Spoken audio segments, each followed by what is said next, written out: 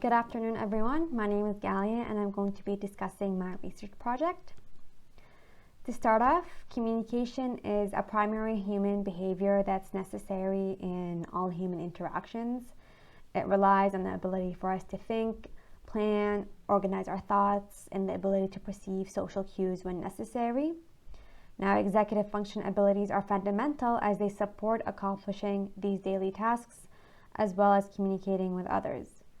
These critical skills are essential for the overall development and well-being of our cognition, social, and emotional processes in education, work, as well as social settings.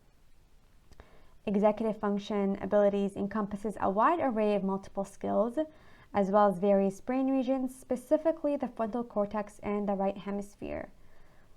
A consistent definition, however, of executive function has not yet to be established in the literature, as the term coined to include a family of skills, which is why I use Diamond's model to better help define executive function abilities.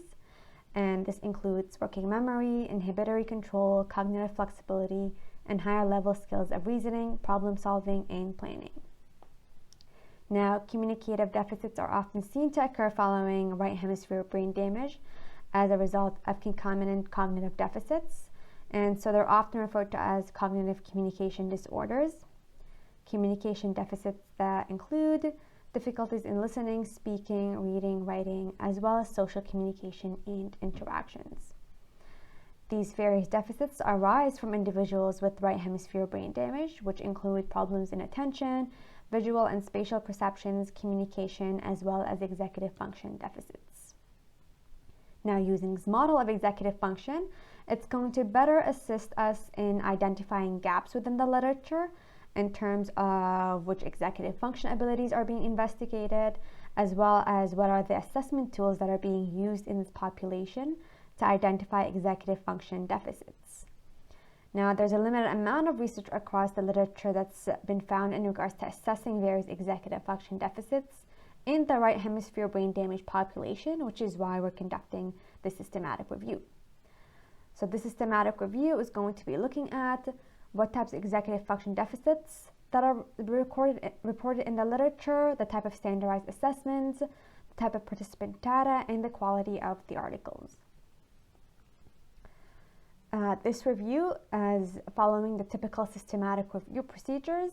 Each study that underwent data extraction was evaluated using the quality rating tool established by Murray and colleagues, and the quality appraisal of these articles was established on 5 categories: study design, control of confounding factors, executive function and assessment variables, and executive function test scores and interpretations.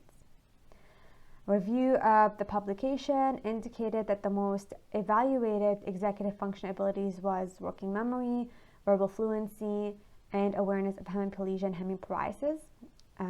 Other executive function abilities were also examined, but there is substantial variation in the executive function measures used across the studies. Overall, 125 executive function assessments were utilized, and the majority of the studies used at least 3. However, some only used 1 despite the multidimensionality of the executive function domain. For the 70 studies that were included, 13 articles scored moderate on the quality appraisal tool, and 59 studies scored a low rating, which, as you can tell, is a little bit problematic.